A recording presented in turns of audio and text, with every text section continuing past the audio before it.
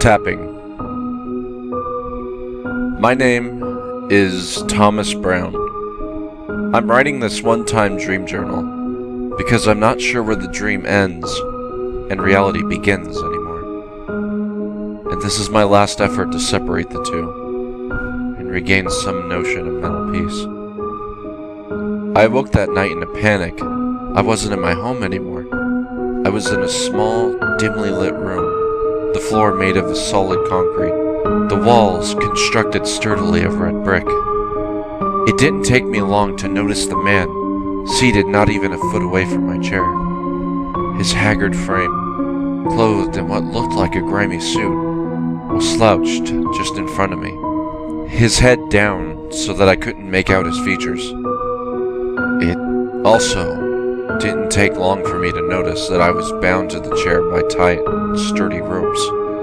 A burst of panic surged through my body as my situation became evident, and as I struggled and squirmed in my seat, I noticed that the man had been tied at one point too, though his ropes were cut.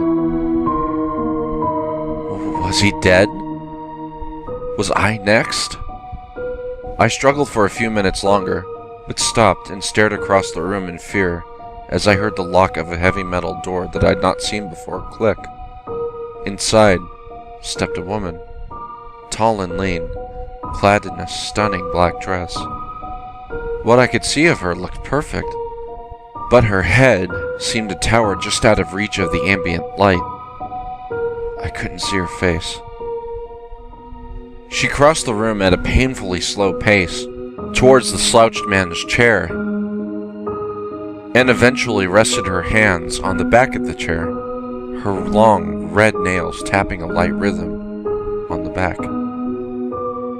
I stared fearfully towards where I estimated the woman's face to be, and felt my heart beating faster and faster as she continued to tap away, the situation maddening as nothing happened. The woman just kept tapping and tapping, and the man remained stoic in his slumped pose.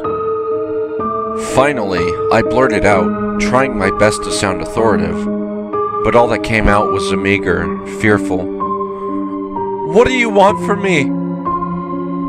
The only response I received was the tapping of the woman's crimson nails building in speed, my head beginning to throb at the sound.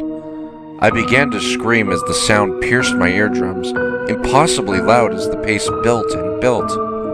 Finally, something gave between the maddening tapping and my violent struggles as my chair leaned back and hit the ground hard, my head lashing back and slamming into the concrete floor. As my head hit the floor in the dream, I awoke with a start. I breathed heavily for a few moments before finally letting out a sigh, wiping away some of the profuse sweat from my brow, shivering as the cold moisture continued to run down the rest of my body. I looked over to my alarm clock, the glowing red numbers reading 3 o'clock on the nose. I slowly settled back down into my bed, smiling and enjoying the wonderful feeling one gets when they awake from a horrible nightmare into the safety of their own bed. That peace didn't last long, however, as I began to hear a light tapping from the footboard of my bed.